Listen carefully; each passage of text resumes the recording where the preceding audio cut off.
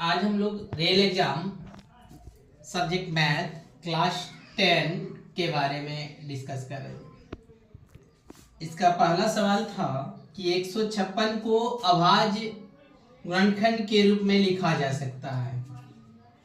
156 को अभाज्य गुणनखंड के रूप में, चलिए 2 7 में 14, 2 8 में 16, 2 में जाएगा, फिर 2 3 में 6, 2 9 में 18, 3 में जाएगा, 3 1 में 3, 3 3 में 9। तो इसका अभाज्य गुणनखंड होगा 2 गुना 2 गुना 3 गुना 13। तो एक नंबर का आंसर आता है सी नंबर। क्या होगा? 2 गुना 2 गुना 3 गुना 13।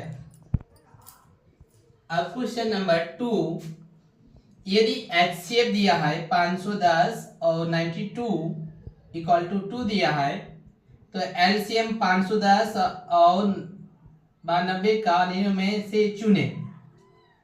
क्या दिया है? HCF 2 दिया है, तो हम क्या जानते हैं? HCF इंटू एलसीएम बराबर दोनों संख्याओं का गुणनफल, यानी कि दो संख्या 510 गुना 92। तो इसमें एलसीएम निकालना है, तो एलसीएम बराबर 510 गुना 92 बाय HCF। तो एलसीएम बराबर 510 गुना 92 बाय HCF दिया है 2। चलिए 2 1 में 2, 2 4 में 8, 2 6 में 12। तो 510 के साथ 46 गुना कीजिए, 0 6 6 5 में 30, 4 0 में 0, 4 1 में 4, 4 5 में 20। तो 6 0 4 3 2 3 4 6 0 2 3 4 6 0। तो 2 नंबर का आंसर आता है ए नंबर 2 3 4 6 0। क्वेश्चन नंबर 3, निम्न में कौन सी संख्या अपरिमेय संख्या है? क्या क्या ऑप्शन दिया है इसमें? पहला ऑप्शन है 17, दूसरा ऑप्शन है 0, तीसरा ऑप्शन है रूट 225, चौथा ऑप्शन 5। तो 3 नंबर का आंसर हो जाएगा डी नंबर पाई। पाई एक अपरिमेय संख्या है। चलिए 4 नंबर, यूक्लिड विभाजन प्रमेय का ए बराबर बी क्यू प्लस आर में इसमें बी क्या है?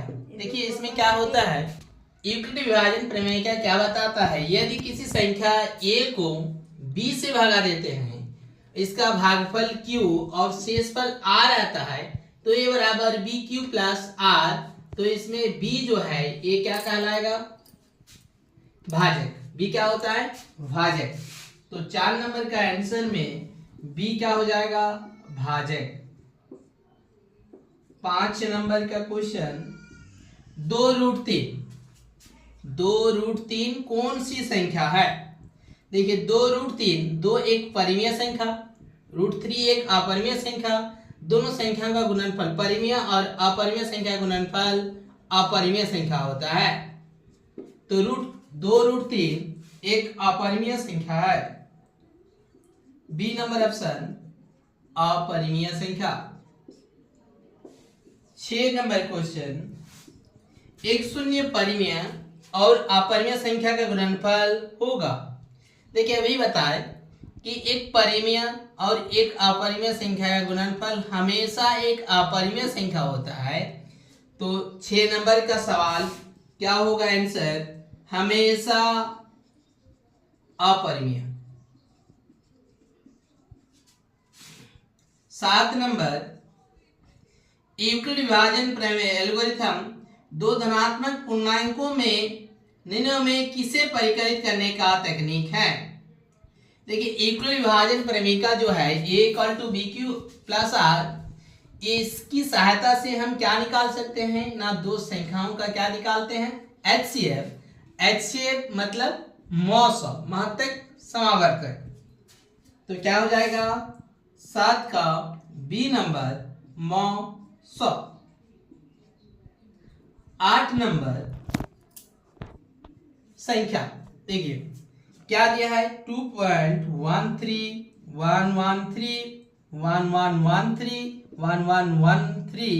इस तरह से दिया है।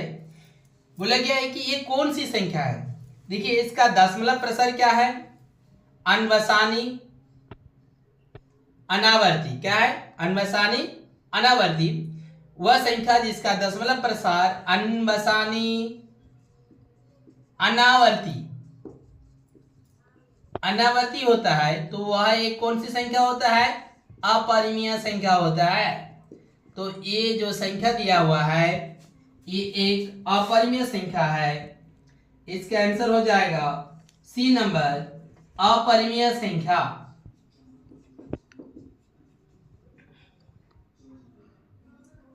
नेक्स्ट सवाल आते हैं 10 नंबर, दो परिमेय संख्याओं के बीच कितनी परिमेय संख्याएं हो सकती है, अधिकतम कितनी परिमेय संख्या हो सकती है। देखिए दो परिमेय संख्या, ये क्लास 9 में हम लोग पढ़ चुके हैं कि दो परिमेय संख्या के बीच हम अनंत परिमेय संख्या निकाल सकते हैं।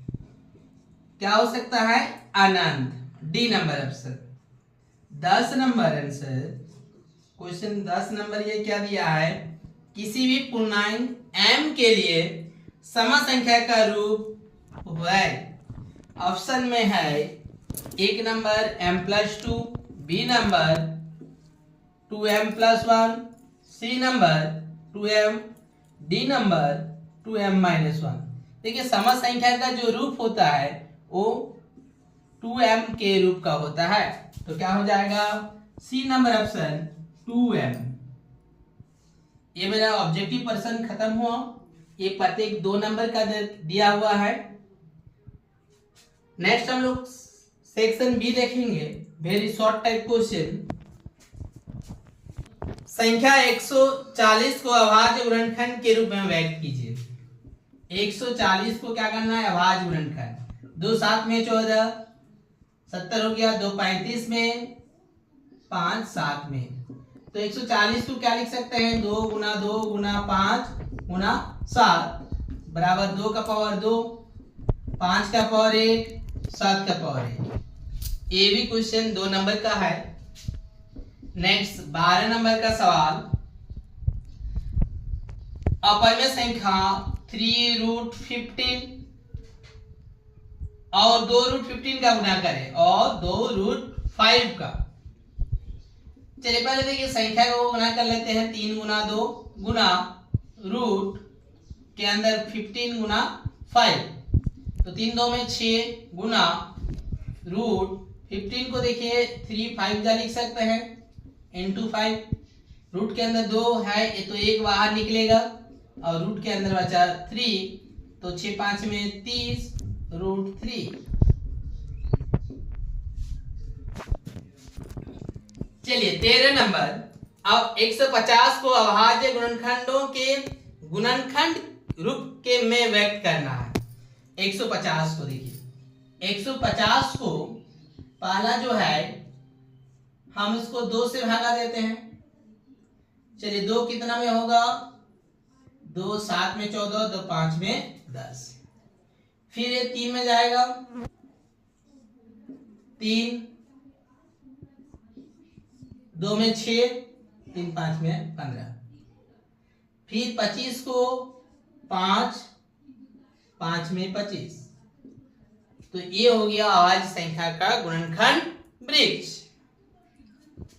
14 नंबर सवाल, ये 3 नंबर का है। 14 नंबर भी सवाल जो है ये भी 3 नंबर का दिया है।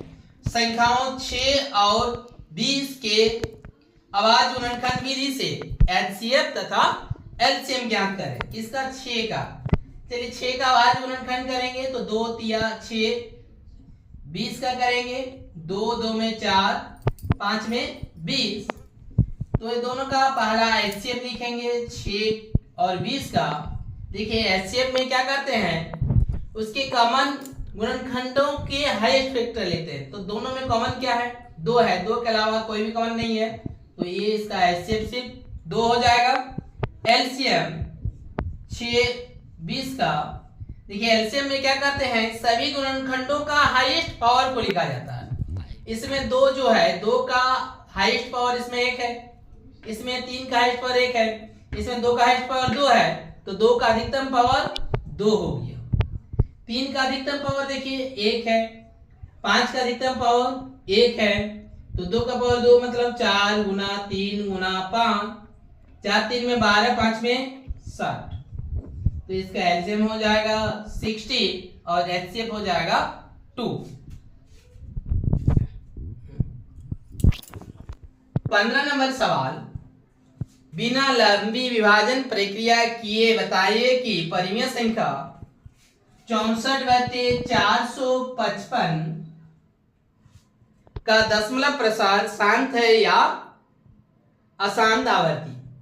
देखिए सबसे पहले ये जो संख्या है P/Q के रूप में दिया हुआ है, पहला P/Q के रूप में दिया है, और PQ अगर सहाभाज्य संख्या है और Q का रूप अगर 2 का पावर m इंटू 5 का पावर n के रूप का होगा तो इसका दशमलव प्रसार क्या होता है, शांत होता है। अगर इसके रूप का नहीं होगा तो इसका दशमलव प्रसार अन्वसानी यानी कि अशांत आवर्ती होता है या अन्वसानी आवर्ती होता है। ठीक है, चलिए पहले इसका जांच करेंगे।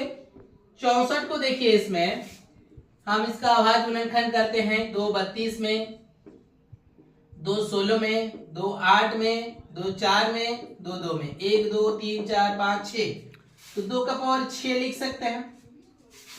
455 को देखिए, 5 में जाएगा, 5 9 में 45, 5 1 में 5 7 13 में, तो 5 का पावर 1, 7 का पावर 1, 13 का पावर 1, अतः इसमें Q का रूप जो है 2 का पावर m और 5 का पावर, देखिए 2 और 5 का घात का होना चाहिए था, लेकिन इसमें 7 और 13 के घात के हैं, इसलिए इसके रूप का नहीं है,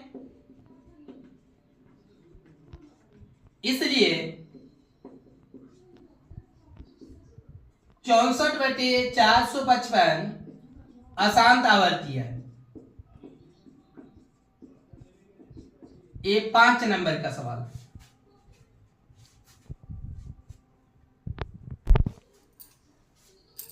नेक्स्ट सवाल, लास्ट सवाल है 5 नंबर के लिए। सिद्ध कीजिए कि √2 एक अपरिमेय संख्या है। इसको सिद्ध करने के लिए सबसे पहले हम मान लेते हैं √2 एक, इसके विपरीत मानेंगे परिमेय संख्या है, तथा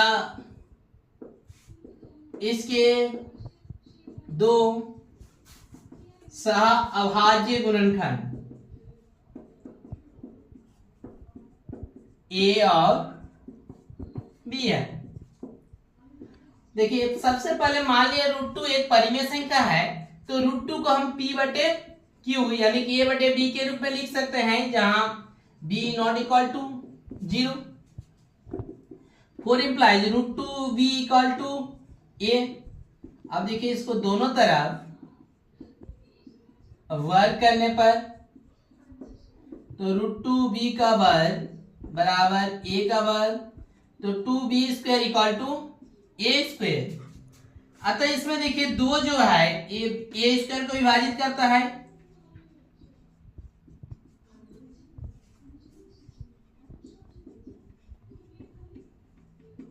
तो वह दो A² को विभाजित करता है, तो वह A को भी क्या करेगा, विभाजित करेगा।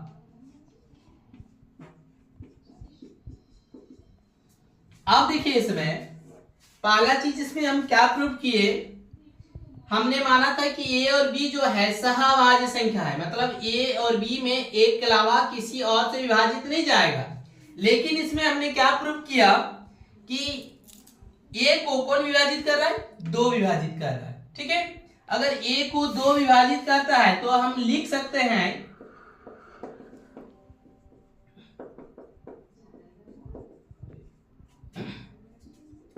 A बराबर 2C, जहां C कोई पूर्णांक है। फोर इंप्लाइज इसको वर्ग करने पर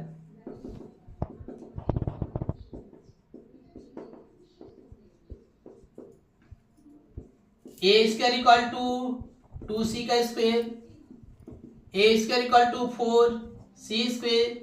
अब देखिए ए स्क्वायर का वैल्यू यहां से डाल देंगे। ए स्क्वायर का वैल्यू क्या है 2b स्क्वायर, तो 2b square equal to 4c square, 2 में 4, तो b square equal to 2c square.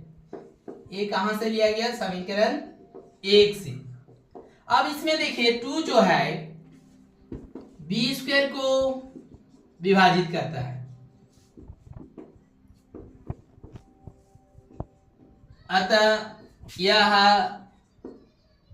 b को भी विभाजित करेगा।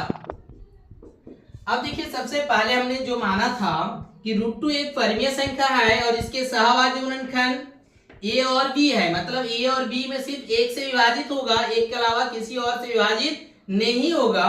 लेकिन इसमें हमने क्या प्रूव किया कि 2 जो है a को विभाजित करता है, 2 b को विभाजित करता है। इसका मतलब a और b में एक के अलावा और एक संख्या है 2 जो दोनों को विभाजित कर रहा है, तो इससे क्या होता है विरोधाभास प्राप्त होता है।